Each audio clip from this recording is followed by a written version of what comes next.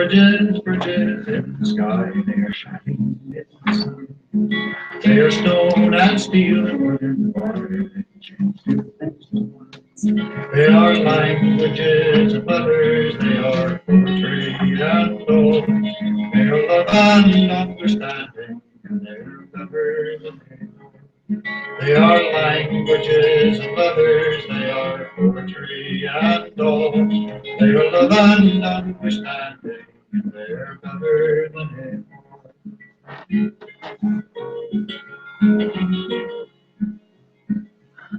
There are canyons, they are yawning in the night. They are rank and bitter anger, they are all the void of life. They are fear and blind suspicion, they are apathy and pride. They are dark and sober-brooding, and they're so very wide. They are fear and blind suspicion, they are apathy and pride. They are dark and sober-brooding, and they're so very wide.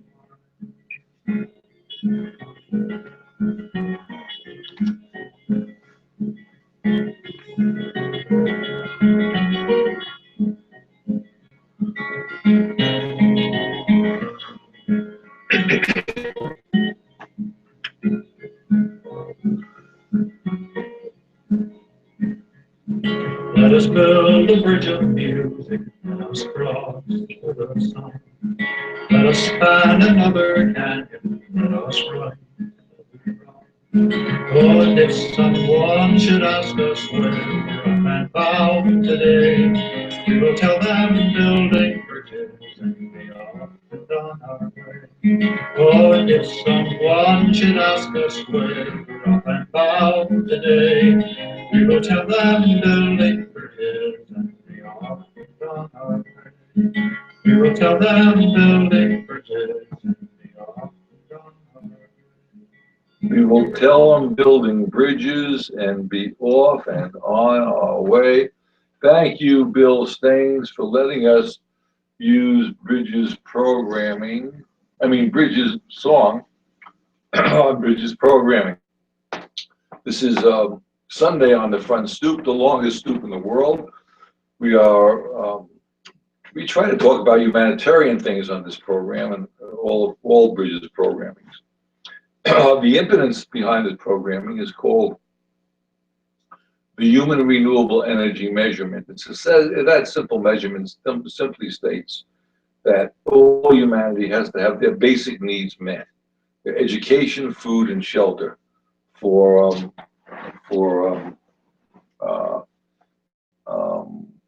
about an hour a day or 1 day a week for their basic needs. Now, their wants makes us human. The wants are the things that, you might want 2 cars, you want a fancier house, but basic needs for 1 hour a day or 1 day a week. There would be many more hours for your wants. Your wants are always more, but your basic needs anywhere in the world will be met. And that's a social agreement. It's education, food, and shelter. And it can be measured in energy units. In other words, we all use about 1 million energy units of food and 1 million energy units of water. And the energy units for your basic shelter can easily be measured in energy units. And of course, education is the primary thing, which is up to the individual on how much they're curious, how curious is a person. Their personalities, and what they want. Mission. Yeah, they may want to be botanists, or they may want to be just people who like to look at flowers without having a degree. And they may want to be curious about history without being historians. They may want to be doctors without a degree. So we'll discuss this in detail because we had this conversation prior to the show starting.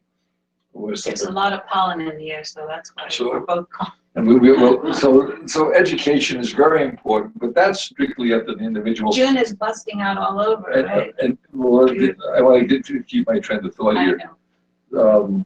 So education is a big thing, but that is always, it should be wide open, and it should never cost anything. And Dennis will say, oh, by the way, with us is Dennis Carius. Hello, Dennis. He's on the phone line. he couldn't get his machine to work on because we have a technical problem on his side of the world. And on our side of the world, we're working as well as we can. But technically, Still and works. the next to me is Susan Comott, and I'm Jeff Beller.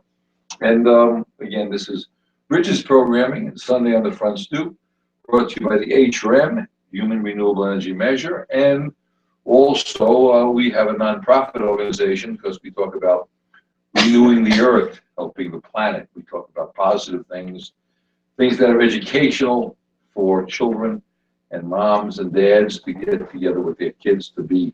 Learn more about nature, about natural systems. Last night we set up a telescope. An amazing telescope. In our backyard, and we watched the stars. And he brought it over in his car and set it up in the pasture. With the grandchildren, we watched. And we were able to see Jupiter, Saturn, Mars, and Saturn. Right. And Saturn is at an angle right now and very close to the Earth. And its angle is such that you can actually see the rings, which was amazing because you look at, and it was like another eye looking back at you, big white eye. But that's part of the education process. There's somebody he's an engineer, but he's not an engineer. He's not an astrologist. Astronomist. He's an engineer. He's a physicist. He's a physicist, but he could easily hold a degree for that. So the reason why we're talking about education today, I was working in the shop yesterday, and I'm listening to one of my Sirius radio programs, which happened to be an NPR station that I was listening to, and I heard them doing a TED Talks on a person who was a Indian, very well-to-do Indian, and he started a college. And the name of the college is the name of the person is Bunker Roy. Bunker Roy, and we're going to try to get a hold of him. And the name of the college that he established is Barefoot College. Well, he's done a TED Talk, so he's definitely got plenty of exposure for his idea now. And you can easily find the TED Talk that he did. I found it yesterday and took copious notes. But it fits in with the way that we've been trying to create a conversation around how people get educated. There's not just formal education. That is not the only valuable education. In fact, you could make a case that there are more valuable types of education that we are all experiencing every day of our lives, and analyzing, situations and deciding how we're going to behave in the future in relation to what we've lived through and things like that. These are all forms of education, and what Bunker Roy found out as a very young person, when he was deciding what to do with his life, what kind of profession to go into, because he had, as he said, the world at his feet. He had very wealthy parents. And he had an education that would have given him entree into any profession. And he could have been a doctor or a lawyer. For some reason, which I'm not sure, maybe I just didn't pick it up when he was talking, but he said to his family, well, before I make this decision, I want to go to a village and live in a village in India for whatever amount of time. I don't know how long. Maybe he went for a month.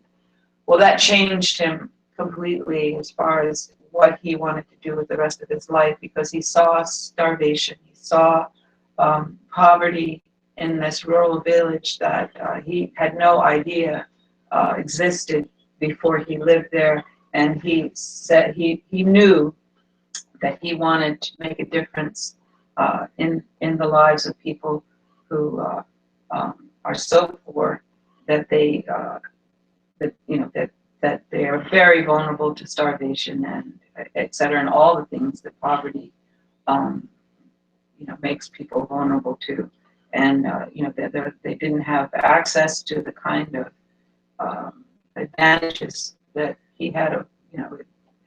He was just by luck born into a family that could give him all these advantages that he had. And so he goes home and he says to his mom, he says, this is what I want to do. I want to dig wells in rural villages for 5 years. She said, oh, that's ridiculous. She almost, was fainted or whatever. You know, he's very charming about this whole beginnings. And that's what he does. He goes and he decides that the next step will be that he's going to create a college just for people who are poor and rural poor of India, in this case, of course.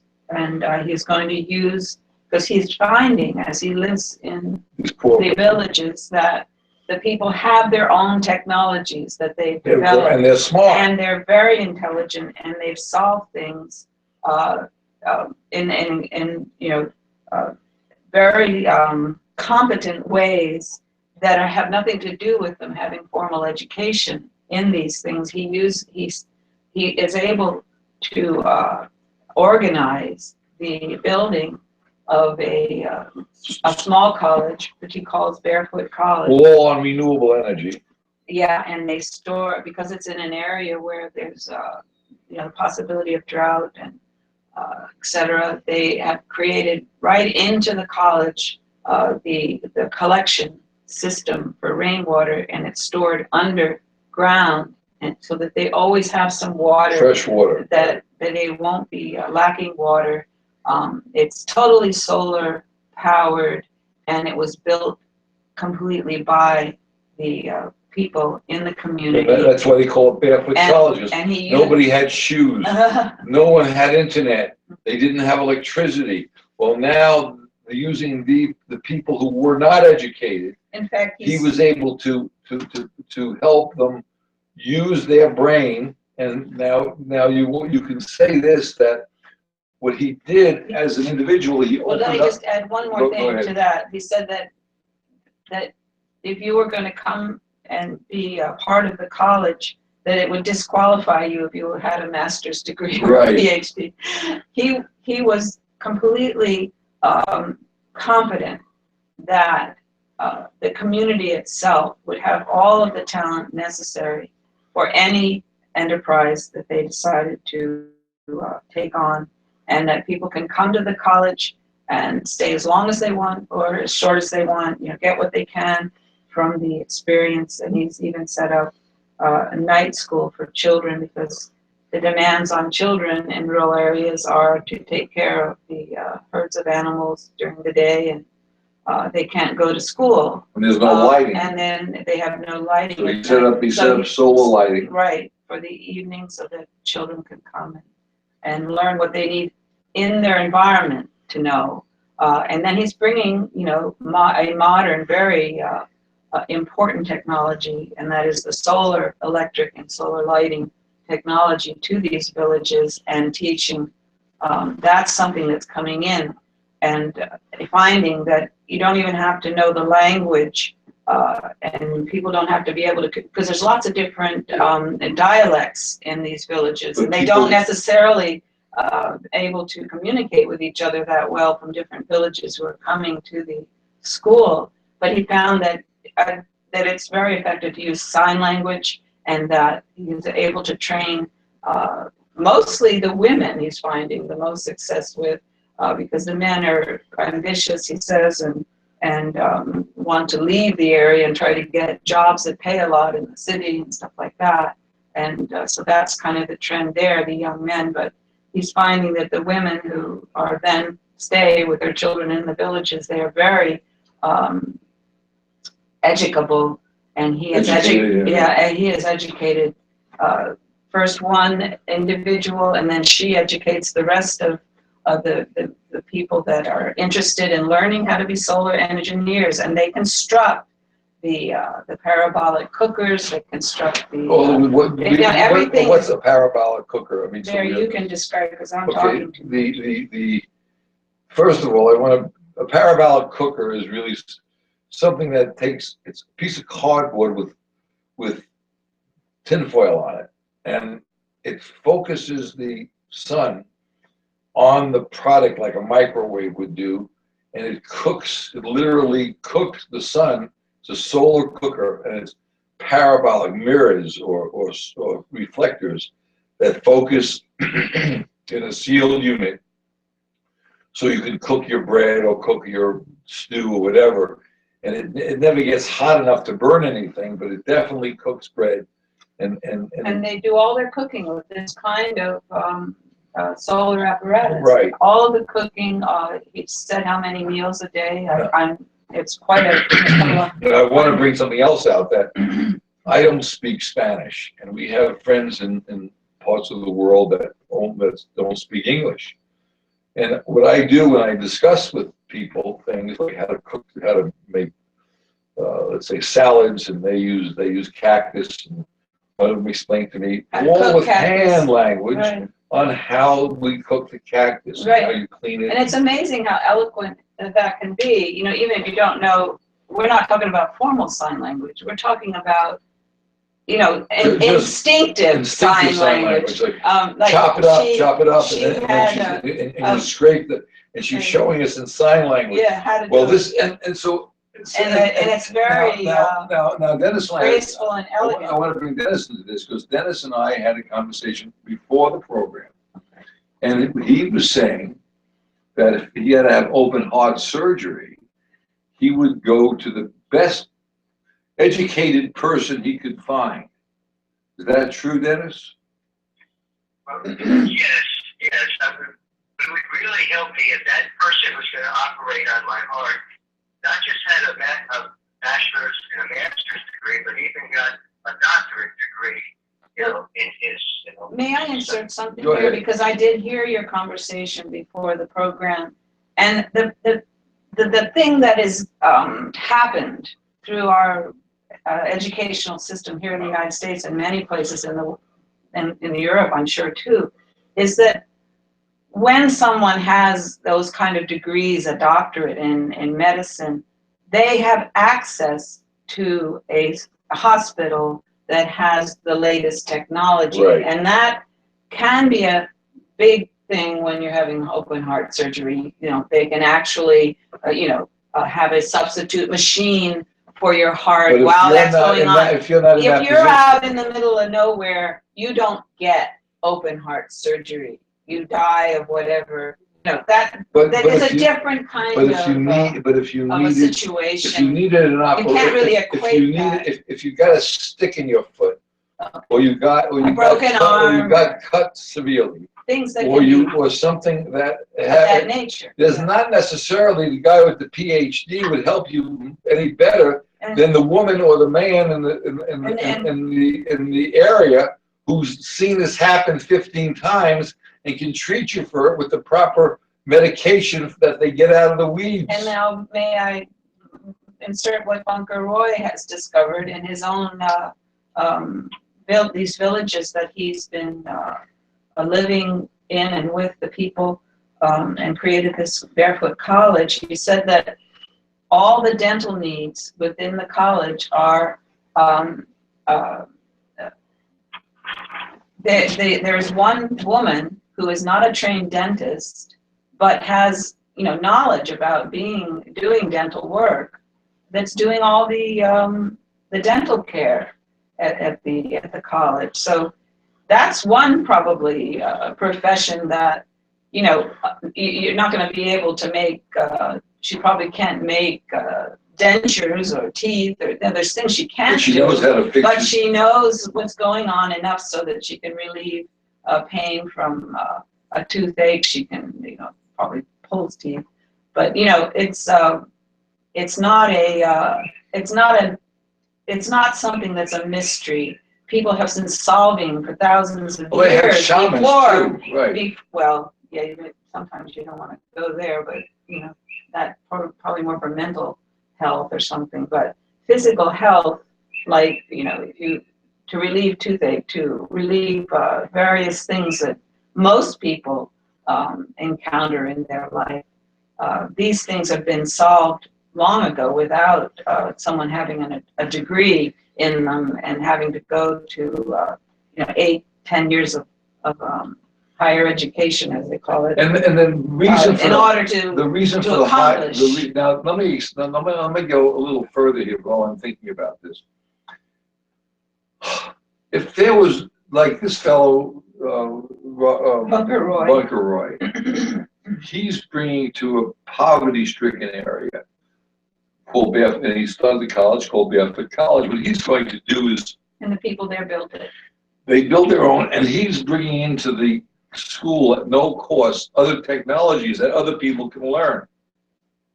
Not in competition, but in cooperation. And he says in the spirit of service. In the spirit of, yes, and that's what service and sustainability. and he also said, what caught my ear is he said, we must have for our society basic needs met. Wow. When he said that, my ears tuned in, because that's exactly what we're always talking about. BNM, it's always not GDP. So encouraging when we hear it coming from a completely different source, and so it gives us the feeling that we're on the right track. That people are thinking about. It's in the undercurrent of basic needs met. Our species, and whatever you want to call it. See that, and the trouble is, we and even Dennis, you always say that mainstream media is all screwed up. But look how affected you and occasionally something gets through like this. But look how affected you are, where you want the guy with the doctorate degree to operate on you, even though he may not be the best. He just knew how to. He had enough money to get his doctorate degree, and he had probably family money behind him. But he's not necessarily the most inquisitive person in the or school, has the steadiest hands, or has the best hands, or even gives a damn about his patient. Because he has a doctorate degree, maybe let's say a lot of people want him to be the doctor because he's got his doctorate. And maybe so he's very busy. He won't even know you as an individual person, and he may figure out what all the stuff is that he needs to do it. He may do it very well, but if he's not curious enough, that you may have an ingrown toenail that's creating the problem, and he's treating you for something that he thinks it's something different because the effects may be the same, and he overlooked the simplest thing going because of an ingrown toenail, and that's why you're in pain, and you don't know it, or your fever is up because of another. So he's treating you for something different. For someone who's interested in you as a person, the whole gestalt of the human being, and they have the time because they're not that busy to see what other problems may be. You may live instead of die because of his treatment. So it doesn't necessarily make him a good doctor to have a PhD or a master's or a bachelor's. It only makes him somebody who can get the master's, doctorate, and bachelor's. Can accomplish it that. Doesn't mean he's good at it. And I know many, many, many doctors who are terrible in what their field is, but they hold their degree. Well, an interesting thing about we've all, after you've gotten to a certain age, had some kind of experience with going to a doctor's office and then having your audience, so to speak, with the doctor. And it only lasts, I'd say, 15 to 20 minutes. Maybe. They talk very, very fast. And they're out the door. And it's a very, as you say, you're describing how a person who has not so many patients and has more time to spend with their patients probably will be a better doctor. Be a better doctor. Will be better for you. Make fewer mistakes and won't be so rote in their conclusions, because a doctor that just spends 15 to 20 minutes with you is going to go with a conclusion that he's learned in his books, and other people will say, oh yeah, that's, and then you end up with a specialized conclusion that's very, very hard for these doctors to get out of and to consider other things. Like if you have appendicitis and the doctor says, do you take 2 aspirin and call me in the morning, the appendicitis might break, and therefore, boom, you die. So this is something that when doctors are so rote, because there's so many people needing that one theoretical educated person, where if you had education wide open like this, Barefoot, you'd have a lot more doctors. Have a lot more doctors, they'll have a lot more time. And of course they wouldn't make as much more money, so therefore the education the money becomes less and less important, under these kind of conditions, because as Bunker Royce says at some point in that TED Talk, he said nobody makes more than $100 a month. Well, So the thing is- money is not an issue yeah, within the the money, community. but the point is the dollar isn't worth anything. Yeah, and the And dollar, that's the point. well, or else it's worth, the light- or else $1 is worth $1 million. Well, the thing You is, know, it's, the it light, could be either way. what's worth money is the years you live in your life, true life, education, food, and shelter. Those are valuable. measurable items, And those are the most measured valuable. energy units. And we're going to try to get a way of getting to him out there. Please try to talk to him about the human renewable energy measure, because he's right there. He or she can see the opportunities with this simple measurement, and the Pope can see it. We all know this, but no one sees the actual measurement, where we feel as though if that measurement was put into the vocabulary, we would change the world. Education would be free for all humanity. So, You would stop wars. well, already it's free in this kind of environment that Bunker Roy Set it up, found. right. Well, he didn't set it up. He found it because he was willing to spend time in a rural community and see how they had results. Poor rural community in India, and see and observe But how they had solved their he problems. didn't have a PhD in setting up colleges. No, There are people who have that. He right. didn't have a whole staff to set up colleges. He, as an individual, used his intellect to say, this And is the what local people. I think we need. If I can get the local people together with very little Well, he's clearly had background. an ability to organize people. And he said that people in the community challenged him. He said, well, why are you here with us? Why, was something wrong? Did you fail your tests? Or, you know, they challenged him because this is so strange to them. Nobody believes that someone a, will do something for nothing. with so much That's another privilege, problem. with so much privilege, would give up their position and come and try to create something in their village. And you, I mean, are you a dud, or what's the deal? Why And he here? had to gain their confidence that he was impressed by them, and he felt that there was an extraordinary knowledge that only the very poor are able to access, because they're for whatever reasons, they're not influenced by other things. They're surviving in their own terms, in their own environment. And he wanted this college to highlight those abilities, and then he wanted to bring to them the best of the technologies that the privilege can bring, and to turn to solar energy, solar electric and solar energy. That's a very interesting choice, and a very logical choice. No, And he's brought this not only to India but to Afghanistan and Africa. I want by now. So to bring. it's very I impressive. want to bring something For else out. 40 some When odd people years. ask Susan and I'm sure Dennis has the same problem. I can ask Dennis. Dennis, you're involved with lots of different groups, right? I mean, to try to help people out, right? Right, Jeff? Oh, can you say that again, Jeff? You're involved with many, many groups to help change the world, or help do something to benefit the system around you. Is that right? Right. Why are you doing that? Because all the money you're making? No money. No money at all. It's just I'd like to save my planet.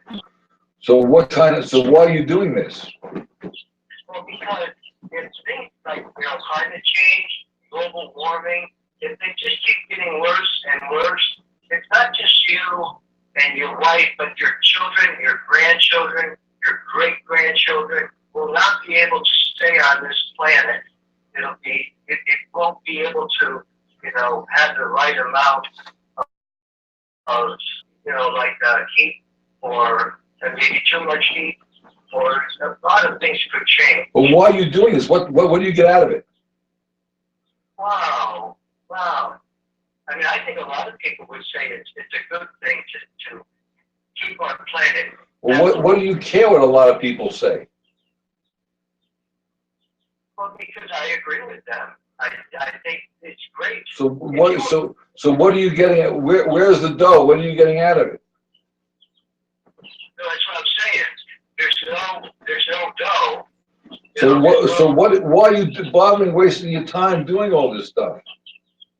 Well, it's interesting because when you say you should have free grade school and free high school, you know, and even what I say, I think we all agree we should even have free college in this country. Well, this world, forget about this country, the world. This country is not an island to itself. We're part of the same spaceship, the same world, the same building. We're all in one. Right. But my question to you is, what do you get out of it? What do I get out of it? My planet would be habitable. But what do you care? You're going to be dead soon. What's the problem?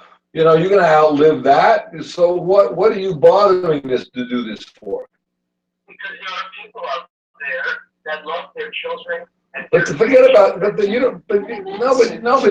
I understand you're saying that, but they're not doing anything.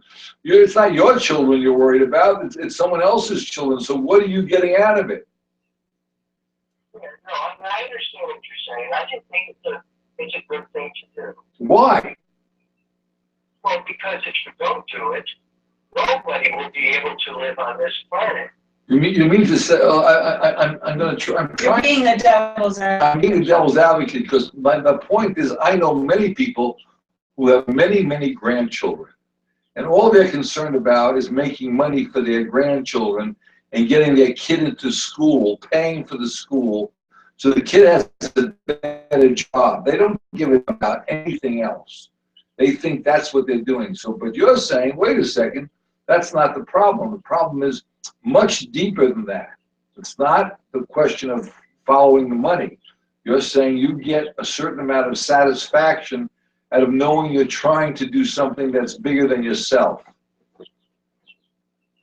Right. The satisfaction is more important. So even if you don't even see results, right, which is even more mysterious. But I think that human beings, we have this capacity. We all have this capacity to be selfless in that way. Most people say to us, what are you doing this for? Why are you spending thousands and thousands and thousands of hours a year out of your life and money out of your life to change something that really you'll probably never be able to do?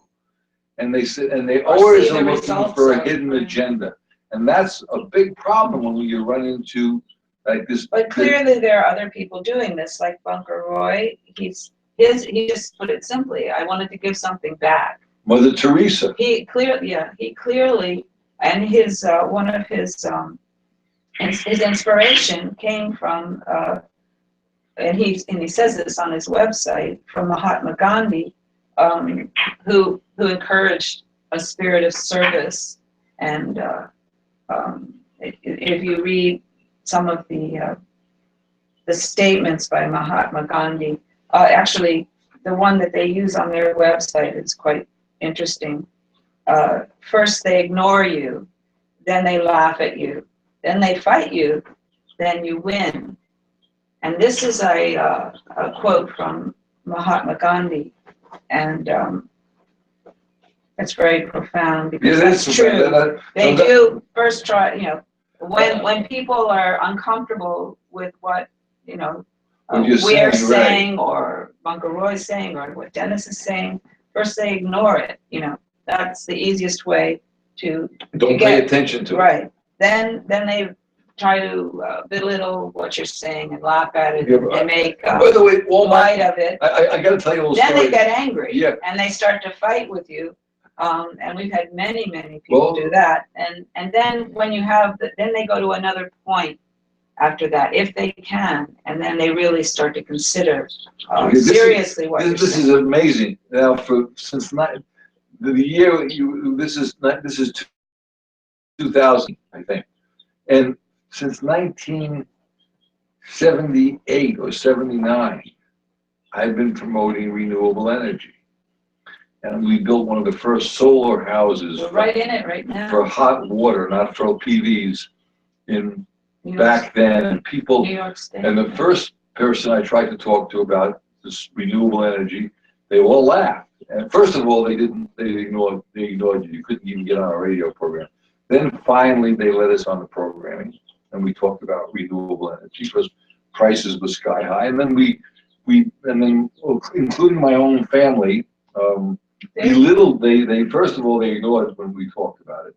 Then they made fun of what we were what you were talking saying, about. right? And then then they got mad because we kept on doing what they were making fun of. And now your brother has bought solar panels. And now they first bought into it, but they got more solar panels than I've got. This And is they're really 40 years later. 40 years later. So when you were starting this, Bunker Roy was starting his college. Right. And it's a commitment. It's a lifetime It's a lifetime commitment of your belief system to benefit. It's not it's not a magical thing. It's a measurable thinking, physical thing we're trying to do. It's not a belief in the spirit And that you can't prove or disprove. It's strictly a physical thing that we're saying.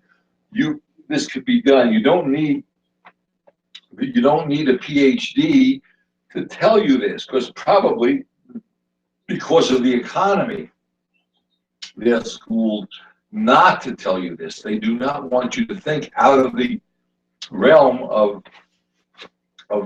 how you can make money. They want the system to continue on, to continue to make money for the 1%ers or the elites that some people call them.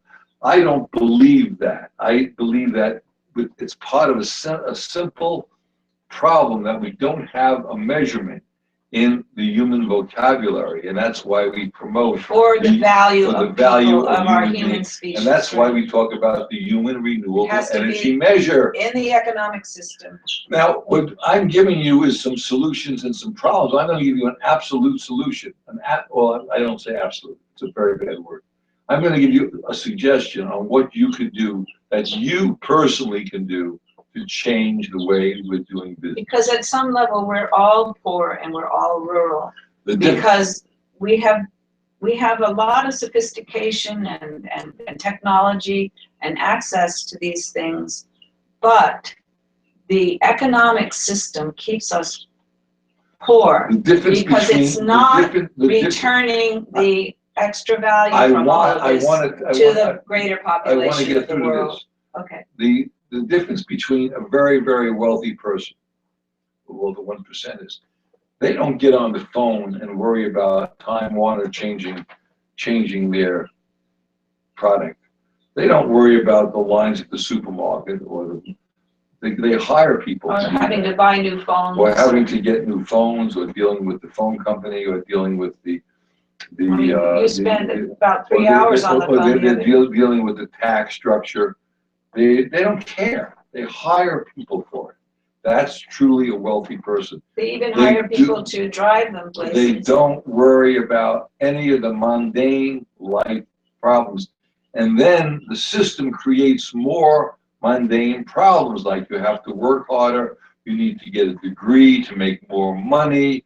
They put you through more and more hoops, where the wealthy person doesn't deal with it. If they want to put their kid to get a degree, they make a phone call, they have an alumni, the kid theoretically goes to school, he's taught to pass the test, he's got his PhD. Now you can hire this idiot who just went ahead and had parents push him to afford to hire tutors, etc. And get the PhD. Not that the kid's interested, he's maybe a spoiled brat. We have somebody running for president, in my opinion, is a total spoiled brat who has a tremendous amount of money. But this is a symptom of an economic system that only emphasizes profit. Now, what you could do, as an individual, what you could do to change the system is just use your own mind and imagination on how we can get a measurement, a human renewable energy measurement that says all humanity must have, for 1 day or 1 hour a day or 1 day a week, have their basic needs met. BNM, basic needs met, and work the economic system on the BNM, not the gross domestic or GDP. We need to change that, and we need to change it in our vocabulary. So whatever you could do to figure out how we can get that, the gross domestic product out of the economic system, and put in the needs met, BNM, basic needs met. And that's how we judge a country. that means someone like. Well, that's what's being taught at this Barefoot College. Barefoot College, The right. basic needs are being met, the people are being encouraged to be confident of their abilities. He talks about they encourage competence, and belief in their own ability to solve their difficulties and make their communities better. They they they they they are advocating control of their own lives, through their own talents and abilities. This is something that every community has the potential of. Every individual has the potential of. Why I was trying to make that, in a way, it's more. It's clearer when you go to a village that's so poor and they have fallen back on their own survival and morals and abilities, etc. Right. Because there you can see this kind of energy, this kind of creativity at work if they're successful. Now, if there's other elements coming in, like there's a war around them, or there's drought, or creating even more stresses that they cannot resolve, and people have to leave their area, then you have a whole different dynamic.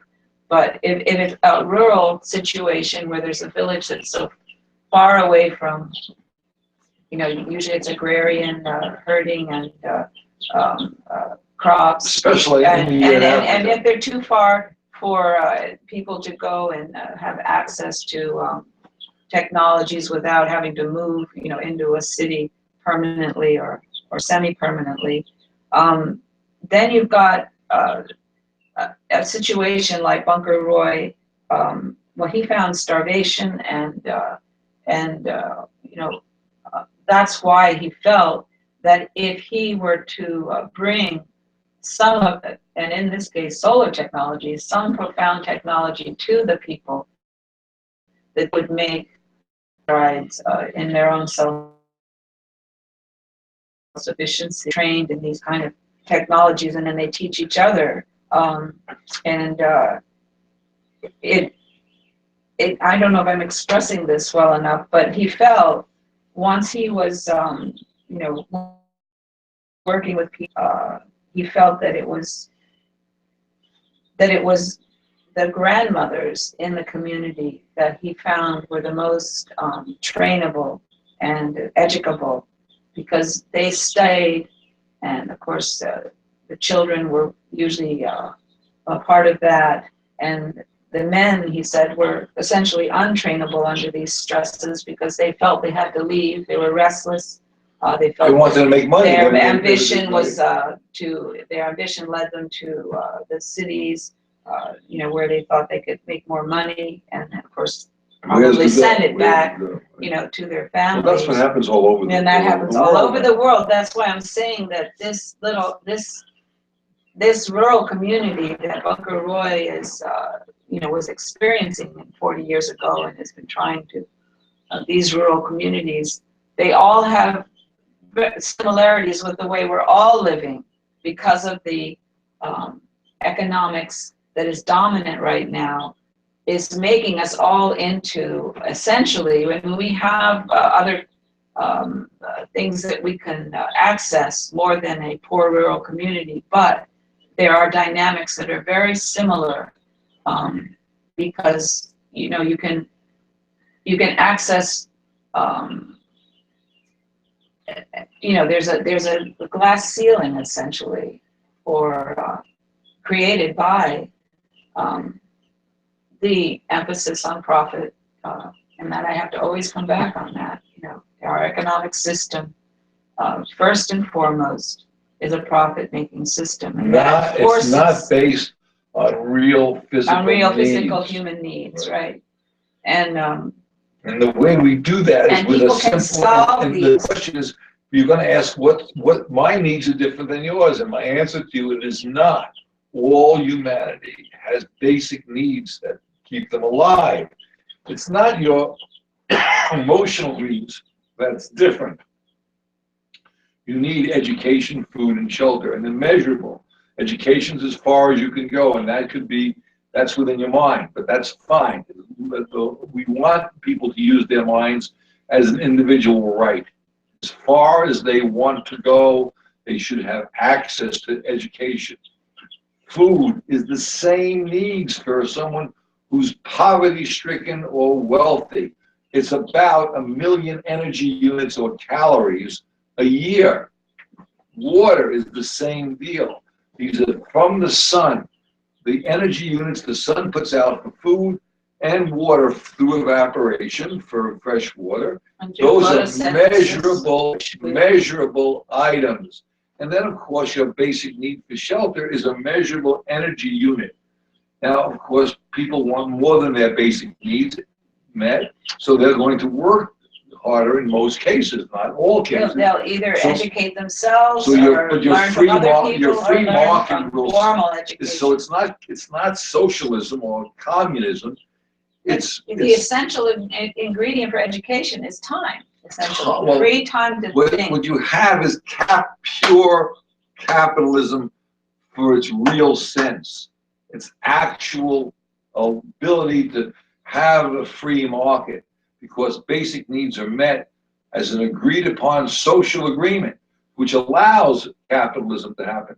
Capitalism in its free sense can't work without a social agreement on the basic needs. Right. And the basic needs are measurable needs. And education is wide open, because the more we can cooperate on that education, the better our society will be.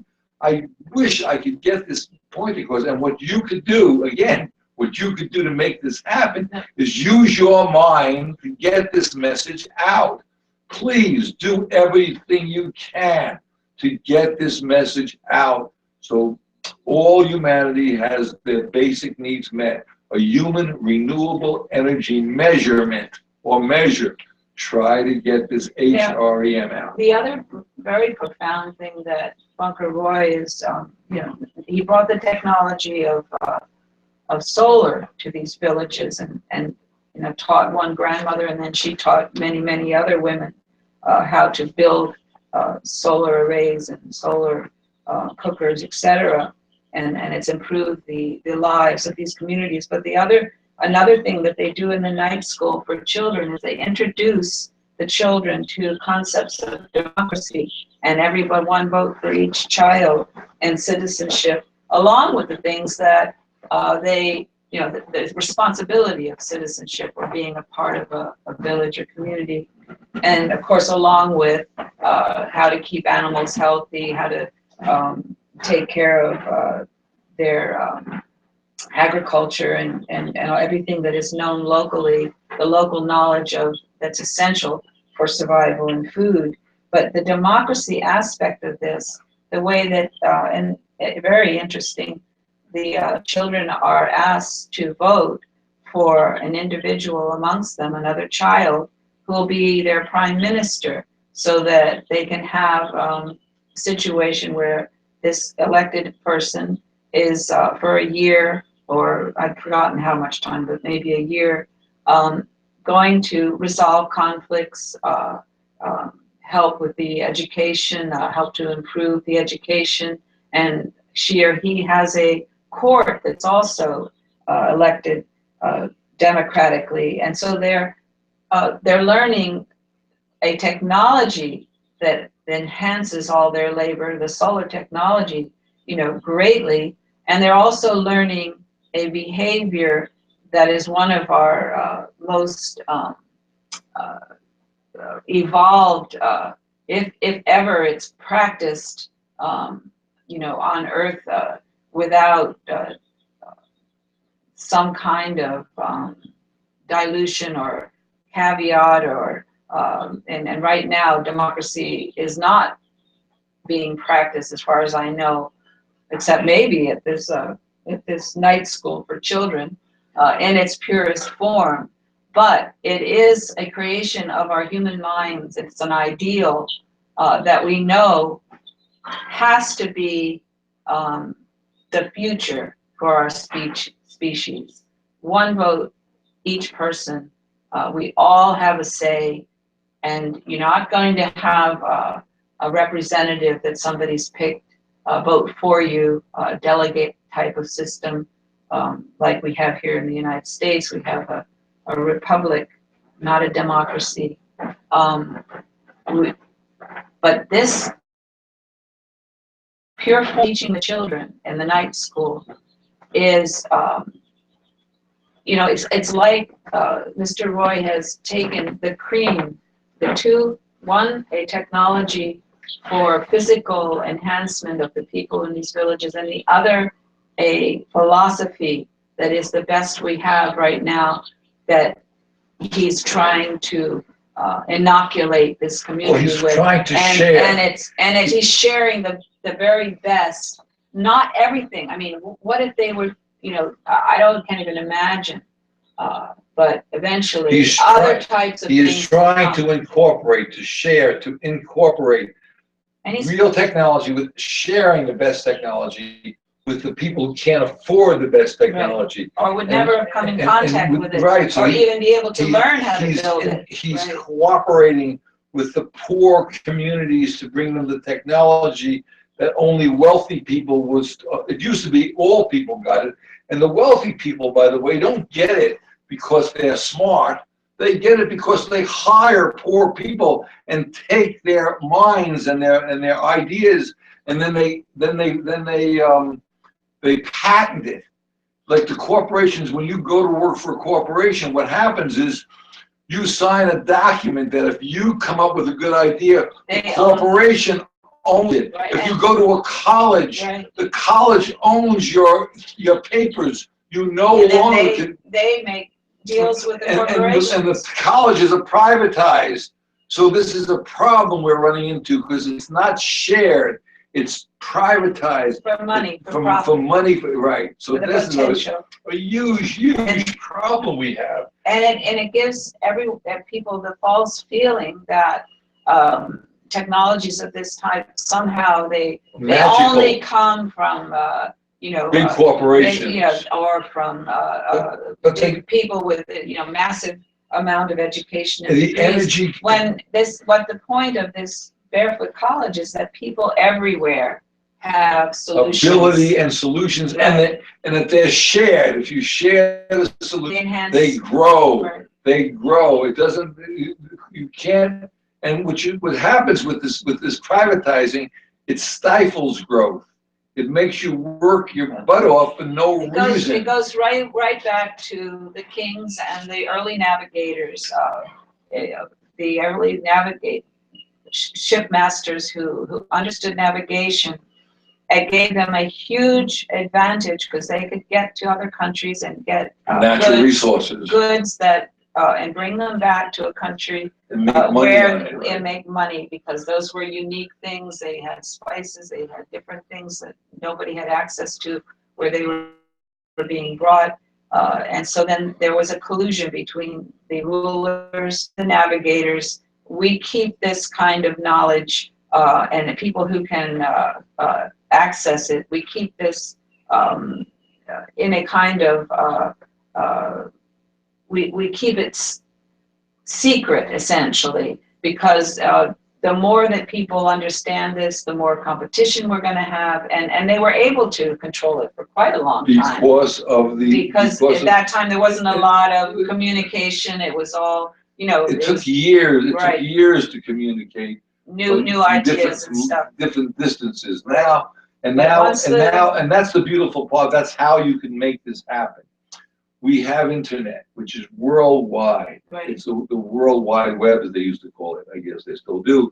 But if you could figure out a way to use the World Wide Web, the world communication system, to get this message out about the human renewable energy measurement. That we need basic needs met within our economic system. Not GDP, BNN. And everyone's working. It is a complete... It changes the whole dynamics. It stops employment. It stops the Syrian problem with people leaving the country because they're bombing them in different fashions are taking over, and there's no possible way it's unsafe. It stops the problem they were having in Africa. We lost 6 million people a few years back, or more than that, I don't have the exact number. It stops the problem we're having in India. It stops the problem we're having with people starving in poverty. It stops the problem with Anywhere, pollution. It stops the problem with not having renewables when we should have renewables. All these problems change simply because of a simple, basic measurement. As Buckminster Fuller said, when the best technologies, I mean, we've had them since the 80s, are not being used by everyone in every population, there's a problem. This is what will, we're not, access to the best technologies is not worldwide at this point. And clearly Bunker Roy realized that he was going to have to bring one of the best technologies to this community in order for them to become and as he self-sustaining. says, he's only one person. He can't do everything. And we're only a group of every individual. If they try doing something, you can practice democracy even though your government wherever you are, because you can practice it in your mind, and nobody can stop you from thinking along the lines that are right, and you think are right, or you think are right, right. And you want to be able to make sure that people have the ability as an individual, not as a collective, but as an individual right. In this case, we're not voting for a person. We're voting for an idea, for a future, and it's a democratic process. We're voting in our minds first, because that changes the way that each of us behaves, is when we have committed ourselves to some new concept. And then that changes how we relate to other people when we speak to them casually, how we speak to them. And this is what changes the whole dynamic of how we live together as a social entity on this planet, as a species. And we do want to preserve our species. That is a basic imperative of any species. We want to be not a destructive force on the planet Earth. We want to be a sustaining force. And a productive force. And we want humans to keep developing on the planet Earth. And make this, as they say, this is Sunday on the Front Stoop, heaven on earth, and it could be, if we do use our mind, and I hate to say it on Sunday, our God-given right or God-given mind, to make it a better place to live. Stop use killing our one intellectual vote and the democracy of that. Every individual has their own decision to make on a new concept. And remember, I want to read one more time the quote from Gandhi. First they ignore you, then they laugh at you, then they fight you, then you win. You're going to go through a lot of different types of reactions to a conversation about basic needs met, or 1 day's work a week. In our economic systems worldwide, you're going to encounter a lot of laughing, a lot of fighting, a lot of ridicule, and then you're going to find some people who agree with you immediately and see how this could be a dynamic change in the way that we interact in the future. Thank you all for listening again. Tune in to Wednesday. We're going to try to put some chicks on our cameras next time, some baby chicks, and we'll see you then. That'll be interesting. We hope you enjoyed this. We hope you enjoyed the educational program and the education. And this is Sunday on the Front Stoop, the longest stoop in the world. Dennis, thank you. Thank you all for listening. We'll be back on Wednesday World Call In. Thank you. Thank you, Dennis. And thank you all for listening. Renewables can fuel the world. We're here to spread the news. No energy. It all comes down to energy. You wonder where the money's gone. Well, here's some fuel for thought. It all comes down to energy.